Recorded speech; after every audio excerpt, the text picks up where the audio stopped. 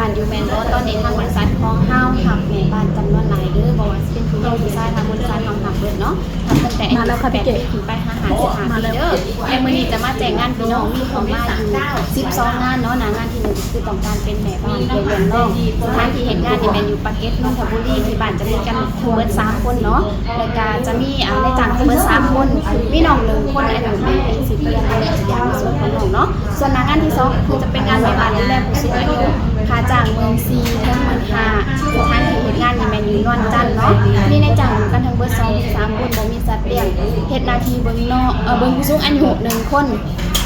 อายุ80ปีเพิ่นยังสอนอาจารย์อยู่เนาะส่วนงานที่3จะเป็นงานพี่เลี้ยงน้องค่าจ้าง16,000บ่เฮ็ดงานอยู่ในรัฐกระบังมีในจ้าง4คนบ่มีสัตว์เลี้ยงเฮ็ดหน้าที่เบิ่งน้อง2คนอายุ3ปี2เดือนดูแลทุกอย่างในส่วนของน้องเนาะส่วนงานที่4จะเป็นงานแม่บ้าน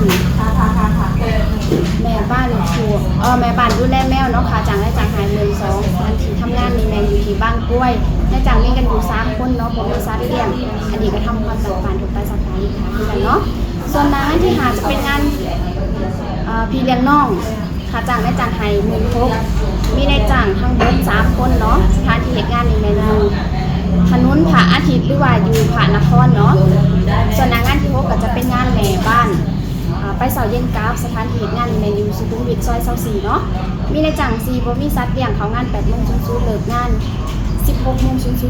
ส่วนงานที่7จะเป็นงานแม่บ้านพี่เลี้ยงน้องเนาะอันนี้ค่าจ้างได้จ้างให้16,000สถานที่เฮ็ดงานนี่แม่นอยู่ราชพฤกษ์หรือว่าอยู่พระราม5มีในจ้างหาคนมีม้า2ตัวเนาะส่วนงานที่8จะเป็นงานแม่บ้านอยู่ประจำค่ะจ้างได้จ้างให้16,000อันนี้บ่เฮ็ดงานนี่แม่นอยู่ที่ถนนสาย3มีในจ้าง4ต้องการอายุบ่เกิน35ปีเนาะส่วนงานที่9จะเป็นพนักงานแม่ครัวเนาะต้องการแม่บ้านแม่ครัวค่ะจ้าง13,000-15,000สถานที่เฮ็ดงานนี่แม่นอยู่บางกล้วยมีในจ้าง3คนบ่มีสัตว์เลี้ยงเนาะทำความสะอาดบ้านแล้วก็เฮ็ดกับข้าวมื้อนึง3เวลา